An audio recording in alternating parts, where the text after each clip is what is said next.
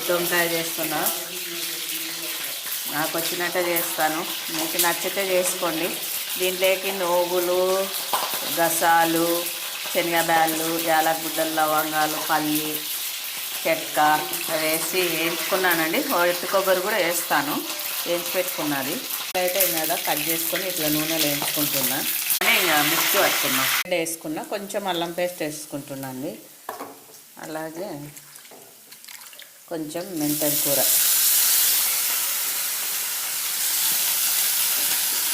వేగింది కదా, కొంచెం టమాటా వేసుకుంటున్నా. వంకాయ ఇలా మిక్సీ పట్టుకున్న పొడి ఇది. కారము, ఉప్పు, పసుపు వేసుకొని ఇలా నింపుకున్నా. వంకాయలకి ఇలా నింపుకున్నా. చింతపండు నానబెట్టుకున్నా దాంట్లో పులుసు పోయడానికి. చింతపండు వేస్తే రెడీ అయిందండి ఎంతో టేస్టీగా గుత్తి వంకాయ కూర. ఇక్కడ